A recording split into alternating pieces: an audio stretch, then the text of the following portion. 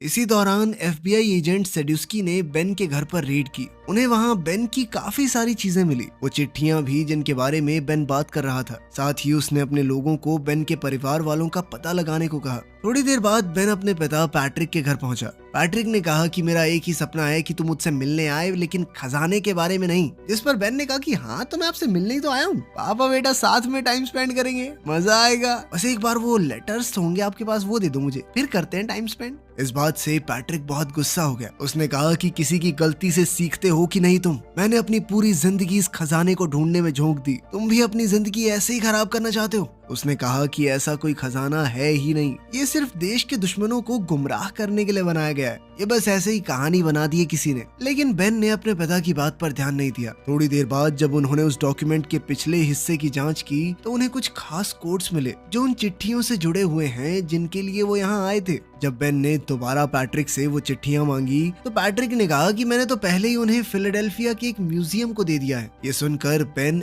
Abigail और Rilee के साथ वहाँ से चला गया। जब एफबीआई पैट्रिक के घर पहुंची तो उन्हें सिर्फ पैट्रिक एक कुर्सी से बंधा हुआ मिला। उसने कहा कि मेरा बेटा ऐसे ही बांध के चला गया मुझे, साथ में मेरी गाड़ी भी ले गया वो। जिसके बाद सेडुस्की ने तुरंत अपने लोगों को गाड़ी का नंबर ट्रैक करने को कहा। दूसरी तरफ इयन को भी समझ आ गया कि जो सुराग उन्हें उस जहाज में मिला था वो उन्हीं चिट्ठियों से जुड़ा हुआ है। थोड़ी रिसर्च के बाद उसे पता चला कि फिलाडेल्फिया में उन लेटर्स की कॉपीज हैं और वो तुरंत वहां जाने के लिए निकल पड़ा। रायली जब वो कोड पता लगाने की कोशिश कर रहा था तो एक छोटा बच्चा उसके पास आया। रायली से हो ना हो, लेकिन उस बच्चे ने सारे कोड बड़ी आसानी से सॉल्व कर दिए। इयन भी वहां टाइम पर पहुंच गया और वो लड़का जब आखिरी वर्ड का पता लगाने जा रहा था तो इयन से टकरा गया। इयन ने देखा कि ये लड़का कुछ तो पेपर में सॉल्व कर रहा है तो उसने लड़के का पीछा करना शुरू कर दिया। लेकिन जब तक लड़का वापस पहुंचा तब तक रायली वहां से निकल चुका था, क्योंकि रायली ने खुद ही आखिरी वर्ड का पता लगा लिया था। जिसके बाद वो सीधा बेन और एबिगेल के पास पहुंचा ताकि उन्हें वो कोडेड मैसेज बताए जो उसने लेटर्स से निकाला था। इसके बाद बेन, एबिगेल और रायली तीनों मैसेज को डिकोड करने में लग गए। उन्होंने हिसाब लगाया कि जरूर ये सुराग इंडिपेंडेंस हॉल के बाहर वाली घड़ी की तरफ इशारा करता है। ये समझ में आते ही तीनों वहां के लिए निकल पड़े ताकि अगला क्लू जल्द से जल्द ढूंढ सके।